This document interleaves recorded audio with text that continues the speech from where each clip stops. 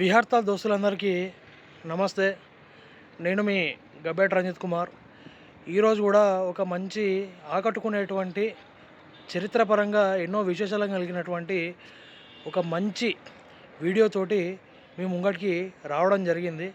నా వెనకాల మీకు గుట్ట ప్రాంతం కనిపిస్తుంది కదా, ఆ గుట్ట ప్రాంతం ఎక్కడో లేదు, మన వరంగల్ నగరంలోనే ఎంతో పేరు ప్రఖ్యాతలు పొందినటువంటి, అది కూడా దసరా ఉత్సవాలకు ఎంతో ప్రఖ్యాతిగాంచినటువంటి రంగలీల మైదానంలో ఉన్నటువంటి ఉరుసుగుట్ట మీదనే ఉన్న ఆ గుట్ట దేనికి ప్రసిద్ధి చెందింది, దసరా ఉత్సవాలకు కాకుండా ఆ గుట్ట మీద ఉన్నటువంటి చారిత్రక ఆనవాళ్ళు ఏంది, ఎలాంటి విగ్రహ రూపాలు అక్కడ చెక్కబడి ఉన్నాయనేటువంటి విశేషాలను ఇప్పుడు మనం ఈ కొత్త వీడియో ద్వారా తెలుసుకోబోతున్నాం. ఇక ఆలస్యం చేయకుండా ముందుకు వెళ్ళి మరిన్ని విశేషాలను లోతుగా పరిశీలించి తెలుసుకుందాం. విహార్తలారా, నా వెనకాల మీకు ఒక మెట్ల మార్గం కనిపిస్తుంది కదా, ఇప్పుడు మనము ఆ మెట్లెక్కే ఈ ఉర్సుగుట్ట మీద వెలిసినటువంటి నిలవై ఉన్నటువంటి కొలువై ఉన్నటువంటి శ్రీ రంగనాయక గోదా సమేత దేవాలయాన్ని చూడడానికి పోతున్నాం. ఇక ఆలస్యం చేయకుండా మీద ఆ దేవాలయ పరిసర ప్రాంతాలు ఎట్లున్నాయనేది ఒకసారి పరిశీలిస్తాం. వెళ్దాం పదండి. ఈ ఆలయ పరిసర ప్రాంతాలన్నీ కూడా చాలా రంగులతో మెట్లదారి అంతా కూడా ఎంతో శోభాయమానంగా ఆహ్లాదాన్ని కలగజేసే విధంగా ఉన్నది. నిజంగా ఇంత అద్భుతంగా ఉంటుందని అయితే నేను ఎక్స్పెక్ట్ చేయలేదు. బాగుంది. ఇక్కడ మీకు ఈ చుట్టుపక్కల ఇక్కడ చెరువు కనిపిస్తుంది కదా, ఇదే ఈ ఉరుసుగుట్ట పక్కన ఉన్నటువంటి ఉరుసు చెరువు అన్నమాట. చూడండి ఎంత బాగుందో గుట్టంతా కూడా. ఇది ఏదైతే ఉన్నదో ఇక్కడ మీకు కనిపిస్తున్నటువంటి గ్రౌండ్ రంగలీల మైదానము. ఇంట్లోనే వరంగల్లో అట్టహాసంగా ప్రతి సంవత్సరం దసరా ఉత్సవాలు జరుగుతాయి. మనము ఈ ఉర్చుగుట్ట ఎక్కేటువంటి క్రమంలోనే మొట్టమొదటిగా మనకు ఒక పెద్ద రాతిగుండుపై చెక్కబడి ఉన్నటువంటి శ్రీ హనుమంతుల వారి విగ్రహాన్ని ఒకసారి చూడండి. ఎంత దేదీప్యమానంగా, ఎంత అద్భుతంగా చెక్కబడి ఉన్నదో. అయితే దీన్ని బట్టి మనం అర్థం చేసుకోవాల్సిన ముచ్చట ఏంటంటే, ఇక్కడ క్షేత్రపాలకునిగా హనుమంతుల వారు ఉన్నారని అంటే నెక్స్ట్ మనకు గరుత్మంతుల వారి విగ్రహం కూడా కనబడాలి. చూద్దాం అది కూడా ఎట్లున్నదో ఒకసారి. దానికంటే ముందైతే విగ్రహాన్ని చూడండి. మిత్రులారా, మనము ఇక్కడ మెట్ల మార్గం ద్వారా ఉరుసుగుట్ట ఎక్కడంతో ఇక్కడ మనకు మొదటగా కనిపించేది ఒక కళ్యాణ మండపం. ఈ కళ్యాణ మండపంలోనే ప్రతి సంవత్సరం కూడా శ్రీరామనవమి వేడుకలు, అలాగే శ్రీ రంగనాయక స్వాముల వార్ల కళ్యాణానికి సంబంధించినటువంటి ఇతర ఉత్సవ వేడుకలు కూడా ఘనంగా ఇందులోనే నిర్వహిస్తారని చెప్పేసి భక్తులు నాకు ఇంతకుముందే చెప్పడం జరిగింది. ఈ కళ్యాణ మండపానికి ఆనుకొనే ఒక పెద్ద గుట్ట ఉన్నది కదా, ఇది కనిపిస్తుంది ఏది గుట్టరాయి. ఈ గుట్టరాయిని ఆనుకొనే దాని మీదనే ఒక హనుమంతుల వారి విగ్రహము చెక్కబడి ఉన్నది. చూడండి ఎంత స్పష్టంగా కనబడుతుందో.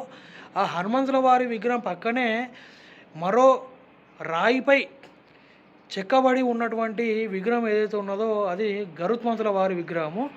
దీన్ని బట్టి మనం అర్థం చేసుకోవాల్సిన ముచ్చట ఏంటంటే, ఈ గోదా సమేత శ్రీ రంగనాయక ఆలయం ఏదైతే ఉన్నదో దానికి హనుమంతుల స్వాముల వారు అలాగే గరుత్మంతుల స్వాముల వారు ఈ క్షేత్ర పాలకులుగా, కాపలాదారులుగా ఉంటున్నట్టు మనం దీన్ని బట్టి మనం అర్థం చేసుకోవాలి.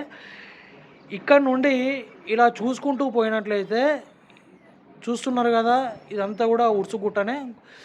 ఇక్కడ మీకు గుహలాగా ఒక మంచి ఎంట్రన్స్ ప్రాంతం కనిపిస్తుంది కదా, ఆ ఎంట్రన్స్ ప్రాంతం నుండి మనం ఇలా వెళ్ళినట్లయితే మనకు మరికొన్ని విగ్రహాలు కనిపిస్తాయి. అవి ఏందో ఇప్పుడు చూద్దాం. విహార్తలారా, మనము ఉరుసుగుట్టపై ఉన్నటువంటి శ్రీ రంగనాయక గోదా సమేత అంతరాలయ గుహలోపడికి వెళ్ళే క్రమంలోనే కుడివైపున మనకు ఒక స్త్రీమూర్తి విగ్రహం కనిపిస్తుంది. ఈ విగ్రహము భూదేవిది అని చెప్పేసి ఈ ఆలయంలో అర్చక బాధ్యతలు నిర్వర్తించేటువంటి అయ్యగారు నాతోటి ఇంతకుముందు చెప్పడం జరిగింది. ఇది ఇప్పుడు మీరు చూస్తున్నది భూదేవి విగ్రహం అయితే, ఆలయం లోపలికి వెళ్ళే క్రమంలోనే కుడివైపుకు ఇలా గుట్టకే చెక్కబడి పద్మాసనంలో నమస్కరిస్తూ ఉన్నటువంటి భంగిమలో ఉన్న సుమారు 10 ఆళ్వారుల విగ్రహాలను మనం ఇక్కడ చూడవచ్చు. వీరి యొక్క భంగిమలను బట్టి కూర్చున్న విధానాన్ని బట్టి ఈ ఆల్వారులు ఏవైతే ఉన్నాయో వారందరూ కూడా శ్రీ రంగనాయకుల వారిని పూజిస్తున్నట్టు మనం భావించవచ్చు. ఈ ఆల్వార్ల విగ్రహాలు చూసారు కదా ఎంత స్పష్టంగా ఉన్నాయో. ఇవన్నీ కూడా గుహలోనే కుడివైపున చెక్కబడి ఉన్నాయి. వీటి సంఖ్య సుమారు 10 ఉన్నాయి. ఆల్వారుల విగ్రహాలు 10 ఉంటే ఈ ఆల్వారుల విగ్రహాలకు ఆనుకొనే మనకు విష్ణుమూర్తి విగ్రహం, నారాయణుని విగ్రహము కనపడుతుంది. అందులో నారాయణుణ్ణి మనం చతుర్భుజ రూపంలో చూడవచ్చు.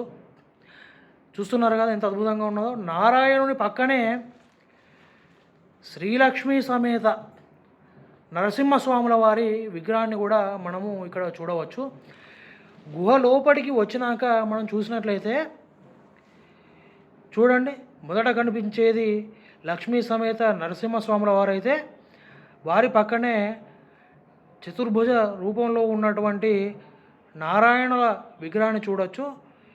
ఈ 2 విగ్రహాల పక్కనే పద్మాసనంలో నమస్కరిస్తూ ఉన్నటువంటి భంగిమలో ఉన్నటువంటి ఆల్వారుల యొక్క విగ్రహాలను కూడా మనము చూడవచ్చు. చూడండి ఎంత బాగున్నదో, ఎంత అద్భుతంగా ఉన్నదో.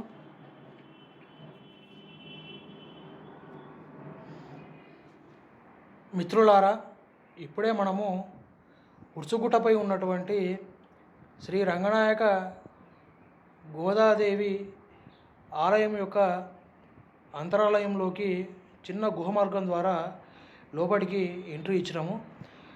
లోపల స్వాముల వారి అలాగే గోదాదేవి అమ్మవారి యొక్క విగ్రహాలు ఎట్లున్నాయో చూసేటువంటి దానికంటే ముందు ఈ గుహ యొక్క పరిసర ప్రాంతాలు ఎట్లున్నాయో ఒకసారి ఇప్పుడు చూడండి. చూస్తున్నారు కదా ఎంత అద్భుతంగా ఉన్నదో ఈ ప్రాంతం అంతా కూడా.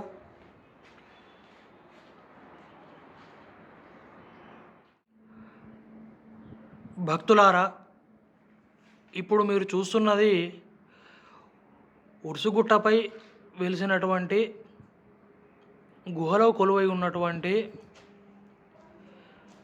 శ్రీ రంగనాయక స్వాముల వారి యొక్క విగ్రహము. ఈ రంగనాయక స్వాముల వారు ఆదిశేషునిపై పవలించి ఉన్నట్లు ఇక్కడ మనము గ్రహించవచ్చు. చూడండి విగ్రహము ఎంత స్పష్టంగా చెక్కబడి ఉన్నదో. ఈ రంగనాయక విగ్రహం యొక్క నడుము పైభాగంలో పద్మరూపంగా కనిపిస్తున్నటువంటి ఒక రూపాన్ని మీరు గమనించవచ్చు. అది బ్రహ్మదేవుడట. అదేవిధంగా రంగనాయక స్వాముల వార్ల యొక్క పాదాల దగ్గర ఉన్నటువంటి ఒక స్త్రీమూర్తి యొక్క విగ్రహాన్ని కూడా మీరు ఇక్కడ గమనించవచ్చు. ఆ స్త్రీమూర్తి గోదాదేవి అని చెప్పేసి ఈ ఆలయంలో పూజలు నిర్వహిస్తున్నటువంటి ఒక అయ్యగారు మాతో ఇంతకుముందే చెప్పడం జరిగింది. చూడండి, మీరు ఇక్కడ గమనించినట్లయితే రంగనాయక స్వాముల వారి యొక్క ముఖము పైభాగంలో ఉన్నటువంటి పడగ రూపాన్ని కూడా గమనించవచ్చు. అది ఆదిశేషుని యొక్క పడగ రూపము. నాకైతే 2 కళ్ళు చాలడం లేదు. ఎంతో పరవశించిపోతున్నా ఈ విగ్రహాన్ని చూస్తూ గమనిస్తూ.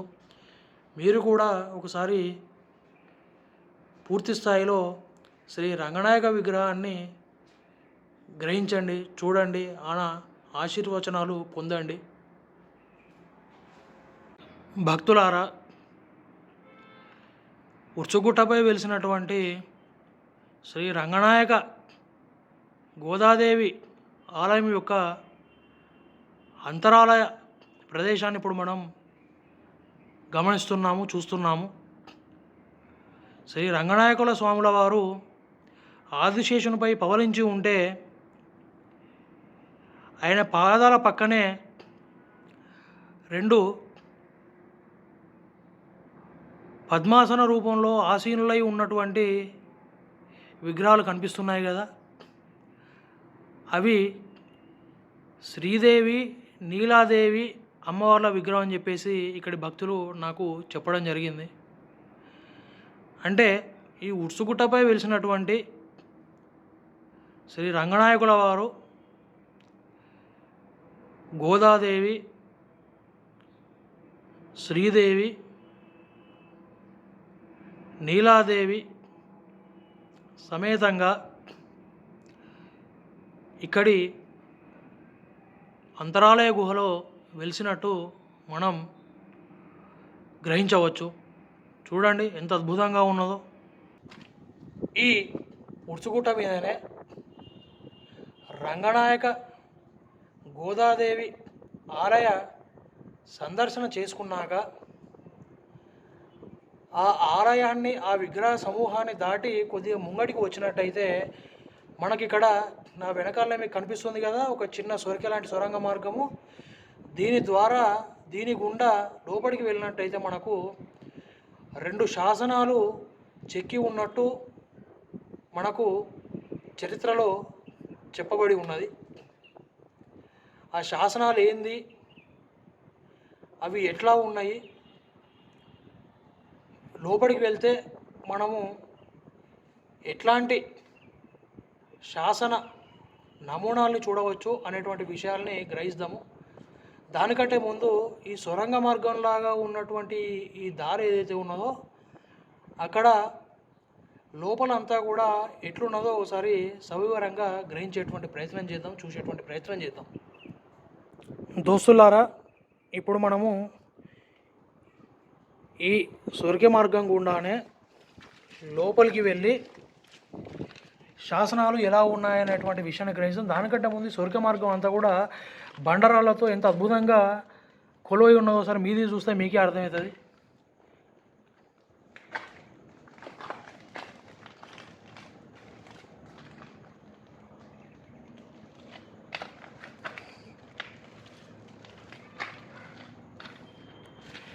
ఇప్పుడు మరింత ముంగడికి వెళ్ళి అక్కడ ఉన్నటువంటి శాసనం ఏంది, అది ఎట్లా ఉన్నది, ఎట్లా చెక్కబడి ఉన్నది అనేటువంటి విషయాన్ని తెలుసుకునే ప్రయత్నం చేద్దాము. చూడండి, ఒక వ్యక్తి తప్ప మరో వ్యక్తి వెళ్ళడానికి వీలు లేకుండా ఉన్నటువంటి ఈ గుట్ట మార్గము అత్యద్భుతము అని చెప్పేసి మనం ఇక్కడ చెప్పుకోవచ్చు. సూపర్ కదా. ఇంకా ముంగడికి వెళ్ళొచ్చు. వెళ్తే ఏముంటుంది అనేటువంటి విషయాన్ని నేను మీకు మళ్ళీ చూపిస్తా. చూడండి ఎంత అద్భుతంగా ఉన్నదో.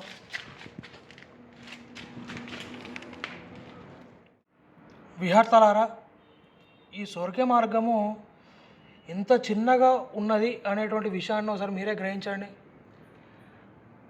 చూసారా, దారి కూడా చూడండి నా వెనకాల ఎంత చిన్నగా ఉన్నదో.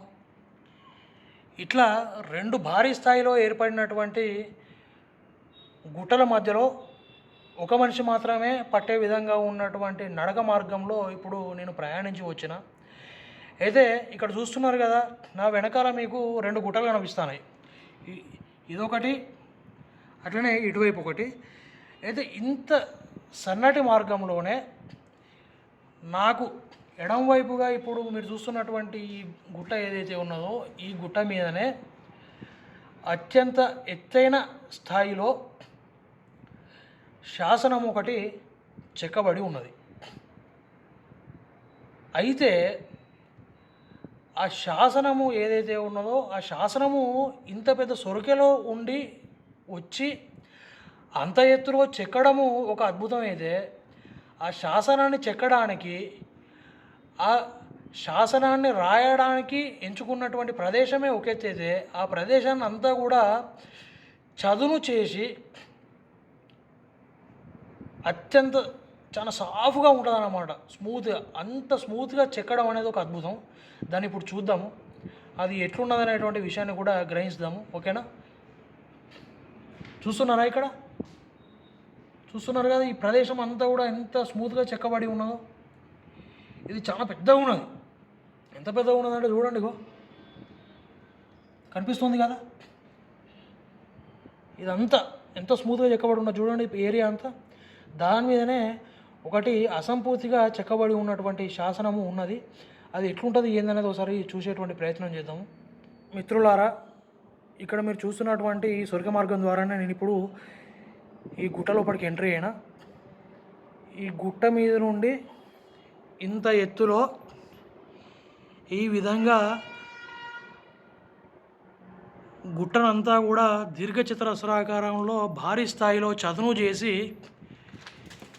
వెనకటి పూర్వీకులు ఉంచడం జరిగింది.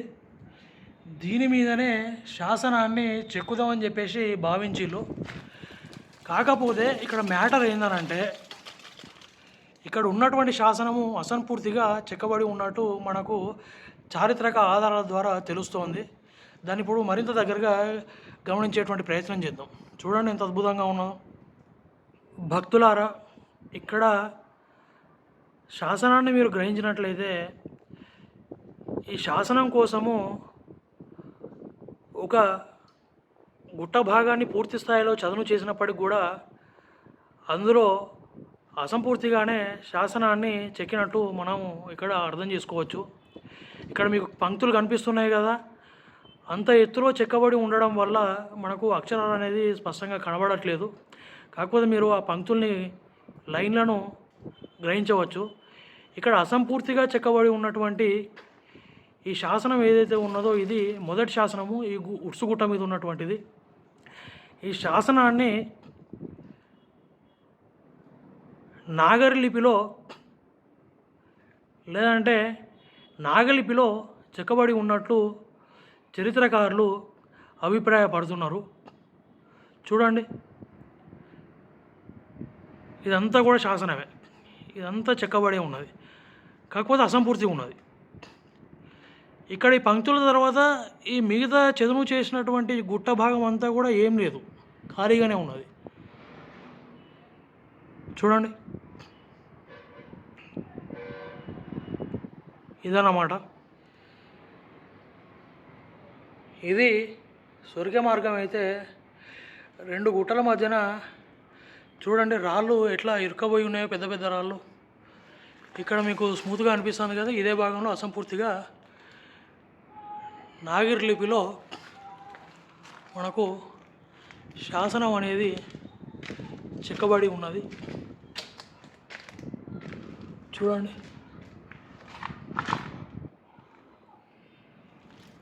ఇప్పుడు మనం రెండో శాసనాన్ని చూడడానికి ఇదే స్వర్గ మార్గంలో మరింత ముందుకు వెళ్ళేటువంటి ప్రయత్నం చేస్తున్నాం. చూడండి, ఒక్కరే పడుతున్నారు. లావుగా ఉంటే అంటే నాలాగా ఉంటే ఈ సొరకెలో ఒకరు మాత్రమే పడతారు, ఇద్దరు వెళ్ళడానికి కూడా వీలు లేనటువంటి ప్రాంతం అన్నమాట. చూడండి ఎంత అద్భుతంగానో. చూడండి ఈ సొరక మార్గము ఎంత చిన్నగా ఉన్నదో. ఇందులో ఒకరు పట్టడమే గగనం. ఆ ఒక్కరు పట్టినా కూడా ఇట్లా అడ్డంగా రావాలి. లావు ఉంటేనైతే ఇంకా కష్టము. నేను లావు ఉన్నా, ఒకరు మాత్రమే పట్టేటట్టున్నా. చూడండి ఎట్లున్నా. ఇదన్నమాట పరిస్థితి. ఇట్లా కొద్ది కొద్దిగా పాక్కుంటూ దేక్కుంటూ పోవాల్సినటువంటి పరిస్థితి. ఇంత చిన్న సొరక మార్గంలో ఈ రెండు గుట్టల మీద అంత ఎత్తులో శాసనాలను ఏ రకంగా ఎక్కిలనేది ఇప్పటికీ ఒక ఆలోచించదగినటువంటి, గ్రహించదగినటువంటి, ప్రస్తావన అర్హత కలిగినటువంటి విషయం అన్నమాట. దాన్ని మీరు ఇక్కడ గ్రహించాలి. చూడండి ఎట్లున్నదో. పోతుంటే మరి సన్నగా అయిపోయింది. చూసారు కదా, చూడండి ఎట్లున్నదో. ఇక్కడ నా బుర్రను లోపలికి అనుకుంటే తప్పించి పోలేని పరిస్థితి ఉన్నది. అదన్నమాట అద్భుతం. ఇప్పుడు మనం బయటకు వచ్చేసిన మొత్తానికి సర్కిల్కి వెళ్ళి గుట్ట పై భాగానికి ఇప్పుడు రెండో శాసనం ఎట్లున్నదో ఎక్కడున్నదో వెతికి చూసేటువంటి ప్రయత్నం చేద్దాం. విహార్ తాస్ మొత్తానికి ఈ ఉర్సుగుట్ట మీద ఉన్నటువంటి రెండో శాసనాన్ని కూడా మనము ఎక్కడ ఉందో తెలుసుకోవడం జరిగింది. ఇక్కడ నా వెనకాల మీకు కనిపిస్తుంది కదా, అదే ఈ ఉర్సుగుట్ట మీద ఉన్నటువంటి రెండో శాసనం అన్నమాట. ఇప్పుడు ఆ శాసనాన్ని దగ్గరికి వెళ్ళి మరింత లోతుగా ఎట్లున్నదో తెలుసుకునేటువంటి, గ్రహించేటువంటి, విశ్లేషించేటువంటి ప్రయత్నం చేద్దాం. మిత్రులారా, ఉర్సుగుట్ట పైభాగంలో చెక్కబడి ఉన్నటువంటి రెండవ శాసనం ఉన్న ప్రదేశం ఇది. ఒకసారి శాసనాన్ని దగ్గరగా గ్రహించండి, చూడండి. అక్షరాలు కనిపిస్తున్నాయి కదా, ఎంత స్పష్టంగా ఉన్నాయో.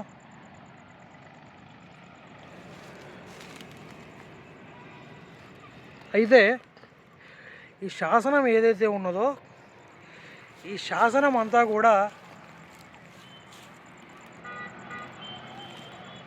ఒక శృంగార కావ్యం అన్నమాట. చూడండి, ఆ శృంగార కావ్యం యొక్క కథ ఏంది, విశేషాలు ఏంది, అవి ఏం తెలియజేస్తాయి అనేటువంటి విషయాన్ని మీకు వర్ణిస్తా, తెలుసుకునే ప్రయత్నం చేద్దాం. చూడండి, ఈ శాసనము ఎంత అద్భుతంగా చెక్కబడి ఉన్నదో. అక్కడెక్కడో ఉన్నది మొదలు, ఇదంతా కూడా శాసనమే.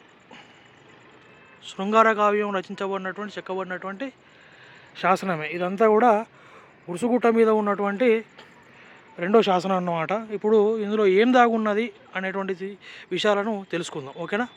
విహర్తలారా, మనకు వరంగల్ మహానగరంలో ఉన్నటువంటి ఉరుసుగుట్ట అంటే కేవలము ఆ ఉరుసుగుట్టను ఆనుకొని ఉన్నటువంటి రంగలీల మైదానము, దాంట్లో చేసేటువంటి అట్టహాసంగా జరుపుకునేటువంటి దసరా నాడు చేసుకునేటువంటి రావణ వధ కార్యక్రమం మాత్రమే గుర్తొస్తాయి.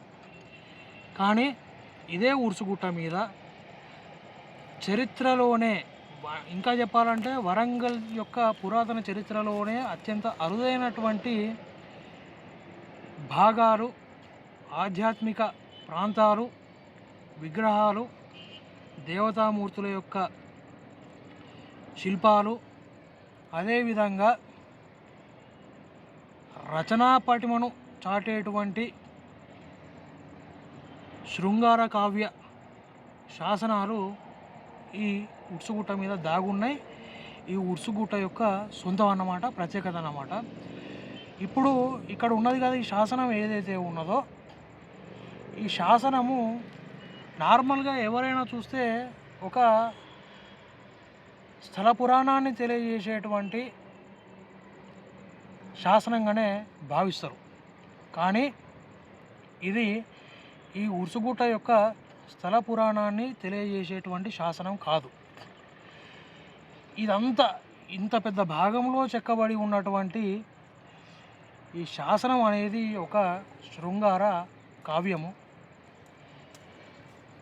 ఇది సిద్ధోద్వహగా పిలువబడుతున్నటువంటి ఒక శృంగార రసకావ్యం అన్నమాట.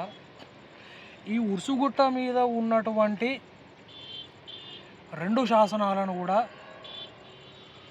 రుద్రమదేవి యొక్క రాజగురువు ఎవరైతే ఉంటారో, ఆ రాజగురువు యొక్క కుమారుడు నరసింహ ఋషి అనేటువంటి వ్యక్తి చెక్కించడం జరిగింది. మనము మార్గమధ్యంలో సొరకెలో చూసినటువంటి నగరి లిపిలో ఉన్నటువంటి ఆ శాసనము అసంపూర్తిగా ఉంటే, ఇక్కడ ఇప్పుడు నేను నిలబడి ఉన్నటువంటి ఈ శాసనము ఉరుసుగుట్ట మీద ఉన్నటువంటి రెండో శాసనము, ఇది సంపూర్ణంగా చెక్కబడి ఉన్నటువంటి ఒక శృంగార వర్ణన కావ్యం అన్నమాట. సిద్ధోద్వహగా ఈ కావ్యాన్ని పిలుస్తారు. ఈ సిద్ధోద్వహ శృంగార కావ్య శాసనంలో ఉన్నటువంటి స్టోరీ ఏందయ్యా అంటే, నార్మల్గా ఒక సిద్ధుడు అనేటువంటి వ్యక్తి తన ప్రేయసితో ఒక నీరు ఉన్నటువంటి ప్రాంతంలో, అది నదియే కావచ్చు, సముద్రమే కావచ్చు, ఆ ఒడ్డుకున్నటువంటి ఇసుక తిన్నెల మీద సరసల్లాపాలలో మునిగి ఉంటాడట. అయితే ఒక యక్షుడు, అంటే ఈ కథలో విలన్ అనుకోండి, ఆ విలను వారి యొక్క ప్రేమను, అనురాగ శృంగార రూపాలను, వారి యొక్క ఏకాగ్రతను, వారి యొక్క శృంగార సరస జీవన క్రమాన్ని పాడు చేయాలనేటువంటి ఒక చెడు ఉద్దేశంతో ఆ సిద్ధుడు అనేటువంటి వ్యక్తి యొక్క ప్రేయసిని అపహరించి బంధిస్తాడట. ఆ బాధలో ఉన్నటువంటి ఆ సిద్ధుడు అనేటువంటి వ్యక్తి అన్ని ప్రాంతాలు వెతికి చివరకు ఎక్కడ ఉన్నది తన ప్రేయసి అనేటువంటి విషయాన్ని గ్రహించి పెళ్ళి చేసుకోవడంతో ఈ కథ సుఖాంతమవుతుంది. అయితే ఈ రెండో శాసనంలో ఉన్నటువంటి సిద్ధోద్వహ శృంగార రస కావ్యం ఏదైతే ఉన్నదో అందులో ఉన్నటువంటి వర్ణనలన్నీ కూడా కాళిదాసుచే రచింపబడినటువంటి మేఘ సందేశంలో వర్ణించబడినటువంటి కథా వర్ణనలకు, ఉపమాలంకార వర్ణనలకు దగ్గరగా ఉన్నట్టు మనము గ్రహించాలి. అదన్నమాట. నార్మల్గా ఈ శాసనాన్ని ఎవరు చూసినా సరే అందరూ ఏమనుకుంటారని అంటే ఇది ఒక స్థల పురాణాన్ని తెలియజేసేటువంటి శాసనం అని అనుకుంటారు, కానీ ఇది అది కాదు, ఇది ఒక శృంగార కావ్యం అన్నమాట. అది ముచ్చట. మిత్రులారా, ఈ ఉర్సుగుట్ట మీద చెక్కబడి ఉన్నటువంటి రెండు శాసనాలు కూడా కాకతీయ మహాసామ్రాజ్ఞి అయినటువంటి రుద్రమదేవి గారి యొక్క రాజగురు విశ్వేశ్వర పండితుడు ఎవరైతే ఉంటారో ఆయన యొక్క కొడుకు నరసింహ ఋషి చెక్కించడం జరిగింది. ఈ ఉర్సుగుట్ట మీద ఉన్నటువంటి మొదటి శాసనం, అదే అసంపూర్తిగా ఉన్నటువంటి మొదటి శాసనం ఏదైతే ఉన్నదో అది నాగలిపిలో లేదంటే నగరి లిపిలో చెక్కబడి ఉంటే రెండో శాసనం అంటే సిద్ధోద్వహ శాసనం అనేటువంటి ఏదైతే ఉన్నదో ఇది శృంగార కావ్యం అన్నమాట. ఆ సిద్ధోద్వహ శృంగార కావ్యము పూర్తిగా ఉంటే అందులో మొదటి పంక్తి అంటే మొదటి వరుస మాత్రమే ఆ శాసనంలో నాగలిపి లేదంటే నాగరి లిపిలో ఉంటే మిగతాదంతా కూడా తెలుగులోనే చెక్కబడి ఉన్నది. ఈ రెండు శాసనాలను కూడా కాపాడుకుంటే వరంగల్ నగరం యొక్క పురాతన చరిత్రలో అత్యద్భుతమైనటువంటి భాగాన్ని మనం భావితరాల వాళ్లకు అందించిన వాళ్ళము అవుతాం. దోస్తులారా, మీరు ఉర్సుగుట్ట మీదకి ఎక్కినాక మనకు కనిపించేటువంటి చారిత్రక ఆధ్యాత్మిక సంపద అంతా ఒకెత్తైతే ఇదే గుట్ట మీద నుండి వరంగల్ మహానగరం కనిపించేటువంటి విధానం, ఆ వ్యూ ఏదైతే ఉంటుందో ఏరియల్ వ్యూ, అది మరో అద్భుతం అనే చెప్పాలి. చూడండి ఎంత అద్భుతంగా ఉన్నదో, సూపర్ కదా.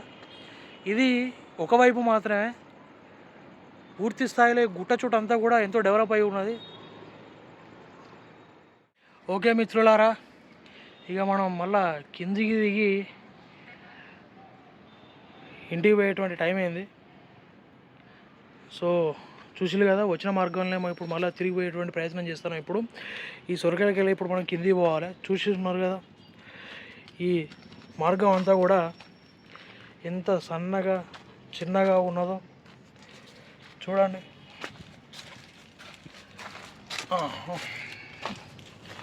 ఇప్పుడు ఇట్లా అడ్డంగా పోతే తప్పించి పట్టేటువంటి పరిస్థితి ఉండదు. ఇక్కడ అంత చిన్నగా ఉన్నది చూడండి.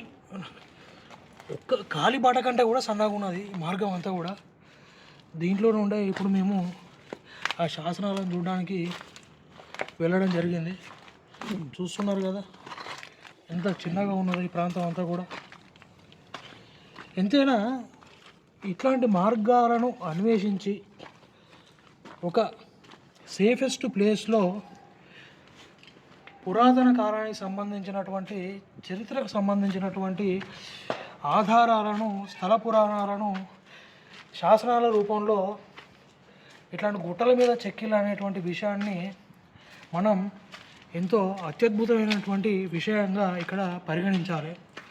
ఆధునిక యుగంలో చరిత్రను కాపాడుకుని పక్కన పెడితే చూడండి ఎంత పెద్దగా ఉన్నదో. అసలు ఉన్న విషయాలను కూడా భావితరాలకు తెలియజేయాలి అనేటువంటి సక్రమైనటువంటి బుద్ధి మన జనాలకు ఉండలేదు. ఈ విషయంలో మాత్రం అంటే పురాతన కాలంలో వారి యొక్క నాగరికతను, చారిత్రక సంపదను, చరిత్రను, స్థల పురాణాలను తెలియజేయడంలో, శాసనాలను చెక్కడంలో వెనుకటి కాలపు మనుషులు, రాజులు, వివిధ హోదాలలో పనిచేసినటువంటి వ్యక్తులు ఎంతటి నిష్ణాతులై ఉండి ఎంతటి జాగ్రత్తగా అట్లాంటి విషయాలను ఒడిచిపట్టుకునేవారో మీరు అర్థం చేసుకోండి. చూడండి ఈ గుహ అంతా కూడా ఎంత అద్భుతంగా ఉన్నదో. ఇదన్నమాట పరిస్థితి. ఇట్లకెళ్ళే వచ్చినాం, ఇట్లకెళ్ళే ఇప్పుడు పోతున్నాం. అద్భుతమైనటువంటి జర్నీ ఈరోజు మనకు బాగుంది, కూల్. విహార్తలారా, ఈరోజు ఈ వీడియోలో వరంగల్కు సంబంధించినటువంటి కొన్ని అరుదైన విషయాలను తెలుసుకోవడంతో పాటు కొత్త ప్రదేశాలను కూడా చూసి మీరు ఆస్వాదించాలనే అనుకుంటాను. మరో కొత్త వీడియోతోనే త్వరలోనే మీ ముందుకు వస్తా. అప్పటి వరకు ఉంటామల్లా. నేను మీ గబ్బెట్ రంజిత్ కుమార్. జై హింద్.